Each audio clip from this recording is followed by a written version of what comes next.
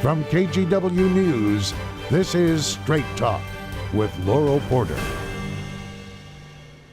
Hello and welcome to Straight Talk. I'm Laurel Porter. This week we have a very special episode of Straight Talk.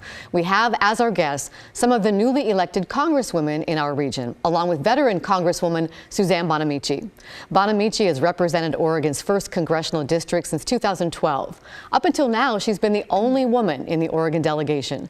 But in January, she will be joined by 3 more, including Representative-elect Lori Chavez-Deremer, who won in the 5th district. She's the first Republican to flip the seat that's been held by Democrat Kurt Schrader since 2009. She, along with our next guest, Congresswoman-elect Andrea Salinas, are Oregon's first Latina representatives. Salinas represents Oregon's newly created 6th district. Unfortunately, the 3rd newly elected Oregon Congresswoman Val Hoyle in the 4th district was unable to join us here in the studio. We hope to have her on the show in the near future. And also joining us from across the river in Southwest Washington's 3rd congressional district, Democrat Marie Gluesenkamp-Perez. She flipped the seat that was held for more than a decade by Republican Jamie Herrera Butler by beating her opponent, Joe Kent. This impressive panel of female political leaders will all be part of the 118th U.S. Congress. They're here to share with us their experiences so far in D.C., their hopes for their first year in Congress, what issues they hope to work on together, and Representative Bonamici shares some of what she's learned from her 10 years representing Oregon in D.C. Welcome to Straight Talk, everyone. I'm so proud and just honored to have all of you here and so grateful. Thank you. Thank you. Thank you. Great to be here. Well, let's start with you, Congresswoman Bonamici. I mean, what does it mean to you? I was mentioning that you are the only woman in the delegation. You've been for years. What does it mean to you to have all these incredible women joining you in the delegation and from across the river, another Democrat? It's very exciting. I've been, as you said, 10 years, a little more than 10 years, the only woman in the Oregon delegation. Now, we have some great men in our delegation, no doubt, but it makes a difference to have women around the table. And here in the Pacific Northwest with Oregon, with our 3 new women and Marie from across the river, I'm very, very excited. Well, let me just congratulate everyone, first of all, on your hard-won and really deserved victories in your districts. But let's find out from each one of you what it means to you to be part of this freshman class, the 118th Congress headed to D.C. And we'll begin with Andrea. Well, it's truly exciting. I mean, we've been out to DC for new member orientation, and there are, 74 of us. And, we've been able to, we all went through the room lottery, so we've been picking our rooms, trying to figure out what our staff looks like, and, just a lot of work. They told us, I think on day 1, you have 55 days to get your offices up and running before you are sworn in. So it feels very fast and furious, but but exciting and invigorating. And I think it's a really energized class that really seems to want to, meet each other and build relationships. So it feels good. Well, Lori, what are your impressions? What does it mean to you?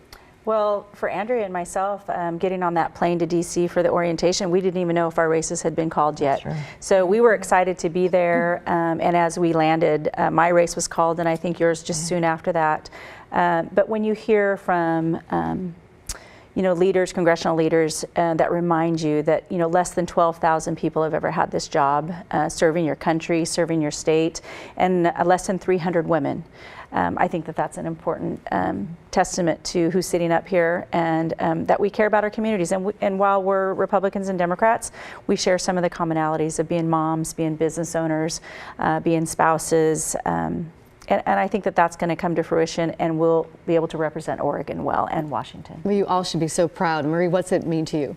Well, I mean, it is a astonishing honor. It's something I take really quite seriously, and it is also such a it's such a contrast, to take the same person I am, working on cars, running a small business, and find yourself in Washington, D.C. And, there's nothing like leaving the Pacific Northwest to realize how much value there's. Like, I had not been in Washington, D.C. since 9th grade. So coming there, I mean, there's a lot of suits. But I'm really excited to do the work for my district, and just, so much value for the beauty and the sense of pride of place. Well, it must have some surreal moments being there and having not been there since the 9th grade. But we also hit another milestone, a significant one. Lori and Andrea, the first Latina representatives from Oregon. Describe for me how significant that is to you. And we should mention that Marie Gluesenkamp-Perez is only the second Latina from the state of Washington. Describe the significance of that. Let me ask Andrea. Yeah, so it is pretty significant. My district is 20% Latino, and statewide we make up about 13% of the state. So, this is a community that I've been working with for years, and whether it was on overtime to make sure that our farm workers were included in overtime pay, or making sure that they had safety nets during the pandemic, so that they had access to health care and testing and PPE. It's a community that I am very close to and really excited to represent. I feel like it has been a more marginalized voice probably in Washington, D.C. coming from Oregon, but yeah, we'll have a greater voice now. So for me, it is about giving voice to our community. And the 5th district, Lori Chavez-deremer. Well, the district is growing, and I mentioned to you before we started this segment, we are all very proud of our heritage and where we come from and the shoulders that we stand on. My grandmother, she passed away several years ago, but this weekend I'll be making over 300 tamales. And for a lot of people, not understanding what that means to bring family and friends and community together, and that really what was about. So it's an honor this weekend to do that in honor of Christmas. But representing the Hispanic culture, and as it's one of the fastest growing segments in Oregon, and it will continue to do so. I think we need to be representative of that, and when we're out talking to the public, do we look like them? Do they look like us? And can we be that voice of recognizing faith, family, freedom, hard work? I think that those matter, and that we talked about a lot on the trail, and we'll continue to be that voice for them while in Washington, D.C. We all want to be part of the party with the tamales. Yeah, too. we're coming to your house. Anytime, Sunday between 2 and 9. I couldn't say that on TV. Everybody there. I won't say my address. We're but looking anyway. forward to you sharing the recipe. Yeah, there's going to be a line out the door for the tamales. Marie Glusenkamp-Perez, what does it mean to you to be the 2nd Latina in your district? I mean, it's an honor, and it's a point of pride, coming from the trades. And it's so interesting. You had coffee with my predecessor, Jamie Herrera Butler, and realizing, our district is so unique for the percentage of women that we've sent to Congress. Jolene Unsel going back, and both the first Latinas coming from our district, and just a sense of pride. And I think, also a sense that the 3rd congressional district has been underestimated, right? We think outside the box, and we find talent and representation wherever we can. And I think it's important too, so many Latinos are working the trades and run small businesses, and so it's important for me to bring that perspective to Congress too, and help be part of this class that builds a Congress that looks like America. I've got to ask you. I was just going to say, I want to know what a difference it makes to have the beautiful diversity of the United States represented in the U.S. House, because you look at the old pictures on the wall and you see a whole lot of people who look exactly the same. And Congress is starting to look more like the country, and that's really important. With more women, which Absolutely. is wonderful to see. More women, more people of color, younger people. It's great. And I have to ask you, Marie, because you mentioned Jamie Herrera Butler. What was that like having coffee with her? How is she doing? It was great. I mean, I think she's, we both are people who are really invested in being good stewards of our community and having a smooth transition. And it's so nice to sit down at the table together and put aside everything else and say, how can we move things forward for our district? And that is a really great bookend to the campaign for me. Congresswoman, do you remember when you went through orientation? Because these women all just went through 2 weeks of orientation, which was probably overwhelming. I was thinking about that because I got elected in a special election. So, Andrew, you said how many days did you have? 55 days. Yeah, I had a week. Right. from the day of the election to the day I was on the floor voting. So I didn't really have an orientation except for about 45 minutes before I went to the floor. So that must have been overwhelming. It was pretty overwhelming, but that's what happens when you come in the middle of a Congress in a special election. And some people say, "Are you in the class of 2010 or the class of 2012?" I said, "Well, I have no class." But class of your own, right? I have a lot of classes. So the way I look at that is that sometimes people say, "Gosh, you have to fly from the West Coast." It could always be worse, right? Yeah. You could be going from Alaska or Hawaii or have a longer flight than we have. Yeah. 55 days, it could always be worse. That's right. And you're all going to be on the same plane a lot of times, right? Because isn't there only one direct flight? There's one. We'll typically be on the same plane. And Marie mentioned Jamie Herrera Butler. I've flown back and forth across the country with Jamie Herrera Butler for 10 years. And when we first started flying together, she didn't have any kids. Now she has 3. So there was a time during the pandemic when we weren't flying much, and I miss seeing her. I miss seeing the kids.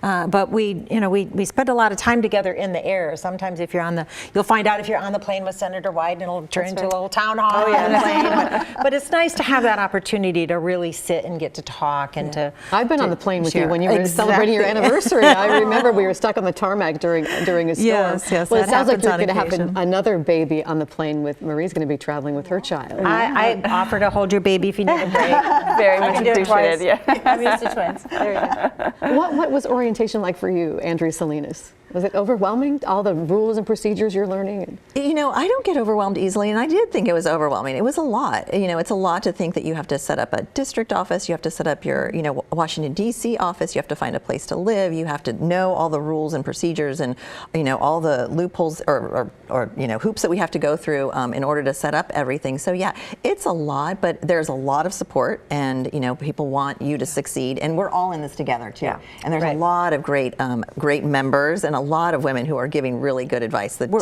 definitely there to help. Yeah, and I want to note with these members that too, that like with the Andrea, her district is brand new. It's not like there's an existing district or district office.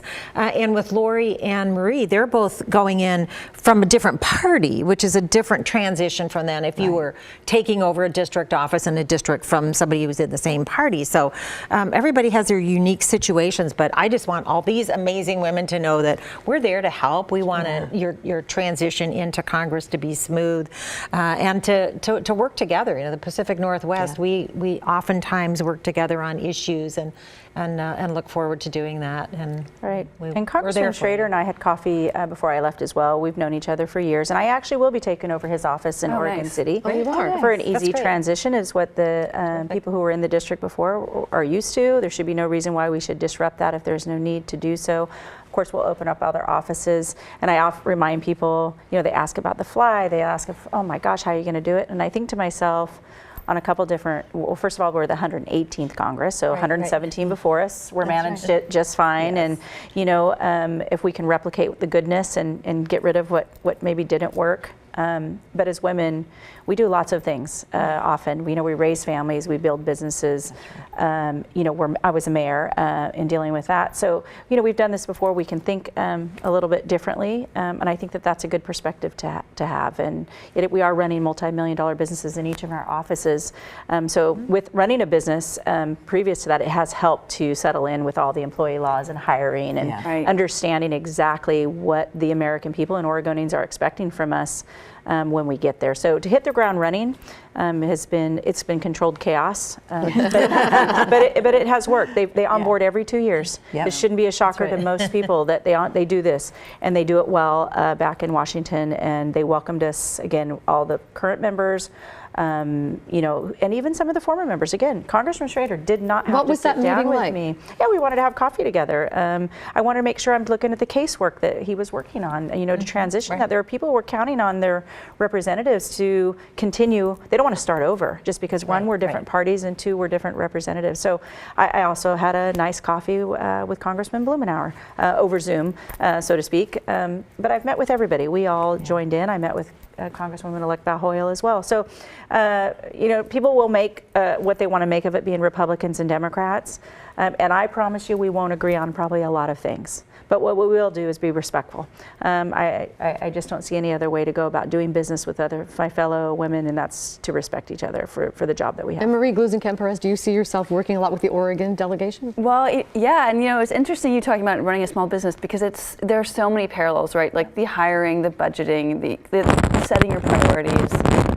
And I think, you know, one of my skills that I'm excited about is good at hiring, knowing what you need to bring to be successful. And I was so excited and relieved to be able to hire some of my predecessor staff to keep the caseworkers.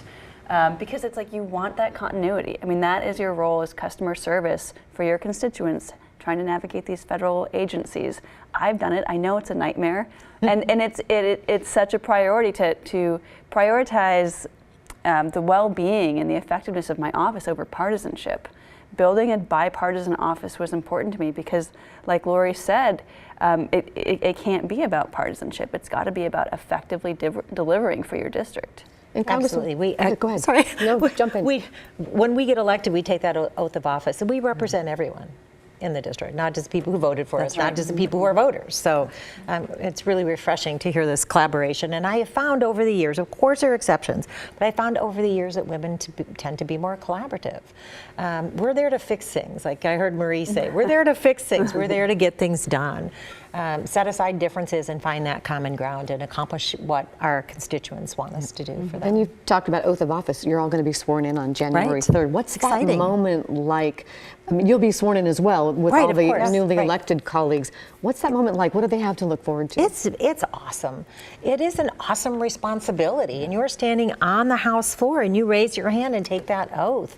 It's really meaningful, and it is an honor, as you were saying, Lori, that not very many people in this country have been able to do, and to know that the people in your district have sent you there to the U.S. House of Representatives and you're taking that oath. And even every time I walk onto the floor, I just get that sense of awe. Oh, yeah. It's really an awesome responsibility. But also, when you look at we have a lot of challenges in our districts, in our state, in our country.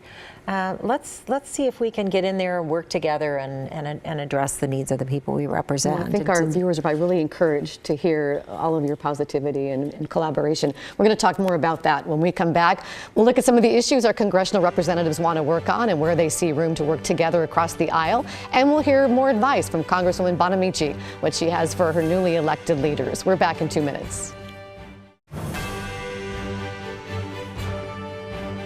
Welcome back to Straight Talk. I'm Laurel Porter, and I'm so pleased to be joined by 3 of our newly elected Congresswomen in the region, Representatives-elect Lori Chavez-Deremer, Andrea Salinas, and Marie Gluesenkamp-Perez. And we're honored to also have with us veteran Oregon Congresswoman Suzanne Bonamici. Thanks again for everybody for being here.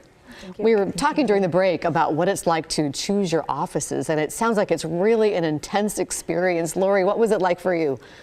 Well, first, I didn't know it was an intense experience. I didn't get the memo that it was a fanfare, but there were media up and down both sides of the room that we were in. Everybody was excited. We had to be there at 8 o'clock. Marie mentioned that there was one member of the freshman class who didn't show up for the randomized call, so had to go to the back of the line out of 74. So whatever number he would have gotten back of the line. But I would consider myself the back of the line because I drew 66 out of 74, 73 because they left him off. So that put us in Longworth, 7th floor. My team was like, "It's beautiful." I'm like, "Perfect. We'll make it what it is." You said it's the penthouse. We call it the penthouse suite because it's at the top. I'm on the internal side, so I'll be looking at the rooftop there in the middle, but that's okay. We're going to have some sunlight.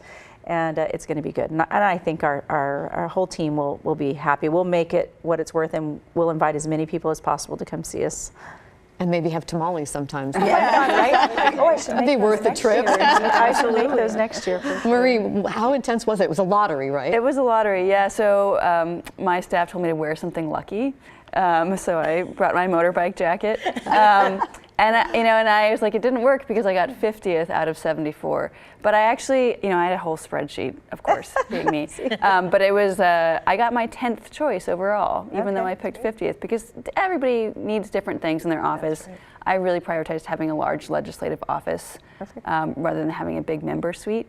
Yep. And I also wanted to be able to see trees from my office, which I got both of those things. Yeah. And Andrea, what was it like for you? Oh, it was fun. I got 5. You were lucky. Yes, I was lucky. Yeah, essentially I was lucky. And, it was, I kept saying to my staff, we're 74 after, 435 members. Like, they're all bad offices, so it's not really going to matter all that much. But I got 5, and we're happy with the office. And again, it was about the staff, making sure that they'll be comfortable when they're there working. Representative Bonamici, what advice do you have for your new colleagues? Oh, well, first of all, from this conversation today, I can tell that they're already on the right path with all the great things that they mentioned. One of the things I want to mention is how important your staff is, and how you don't do what you're about to embark on, your work in Oregon and Washington and your work in Washington, D.C. without your amazing staff. So appreciate your staff. Sometimes I feel like I don't say thank you enough to the staff. staff, because they're the face of the office when they're in the district or when people come into the office. So that's really important. I would say make friends on both sides of the aisle, and we're doing that, today as well as moving forward. The best legislation is bipartisan, and with a divided Congress, which we'll have with the Republicans in the majority in the House and the Democrats in the majority in the Senate and the Democratic White House, the chances of legislation getting through that are partisan are pretty slim. So find some common ground, work together on issues, and do what's right to move things forward. Make sure that you are staying your authentic self. Sometimes in the political world, there's a lot of pressure to be somebody you aren't. Stay real. Wear comfortable shoes. There's a tremendous amount of walking in the Capitol, and the cement floors are tough. And sometimes I get my whole 10,000 steps just walking back and forth from caucus to office to floor to office to back and forth. So wear comfortable shoes. The first day I was there and I didn't have that advice, I was in pain. So wear comfortable shoes. Nobody sees your shoes anyway. And I think another thing too is you're going to have a lot of opportunities to stay connected with your district. Make sure you're doing that. Sometimes people get to Washington, D.C. and their whole life becomes Washington, D.C. I never say I live in Washington, D.C. I stay in Washington, D.C. when I'm there. I live in Oregon. I live in the district I represent. So those are just a few tips. This class is going to be amazing, this new 118th Congress. There's a diverse group of people from across the country. I'm very, very excited about serving. Anybody with have a question for Congresswoman Bonamici that, since she's been there for 10 years, anything that you want to ask her? Is there anything that you wish you had known that first week coming in, that because you didn't get new member orientation? I didn't get new member orientation. Boy, that's hard to say. I think that there's a lot more thought put into committee assignments when you come in. You have all had the process to the opportunity to express to your caucus leaders what your preferences are and go through that. I got what was available at the time, which was fine. I got on science, space, and technology and budget, and then I worked to get on the education committee later. But I think you have more opportunity there. I wish I would have known that there was this whole process on that. I've had the opportunity over the years to participate in some of the orientation-like activities, but I missed that. So I wish I would have known what really happens at that, Harvard training. Oh, right. Is it just bonding, or is there some sort of secret to being a successful congressperson? Well, I didn't go to the Harvard training. Did you guys? No Harvard training? There was a goat sacrifice. Oh, dear.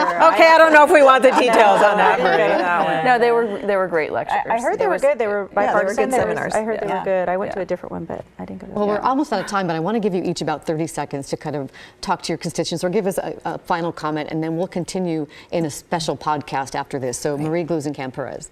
Well, I mean, it's a huge honor, and one of the big reasons I ran for Congress was working to pass the kinds of bills that support small businesses and the trades, like right to repair bills. And so I'm really excited to have gotten to already make some inroads and pay attention to that. And it's just the honor of a lifetime. And I'm here to do the work, and so grateful. And Lori Chavez-Deremer. For sure. And the three of us a little bit different. We're in swing seats, right? We are in districts that were evenly split.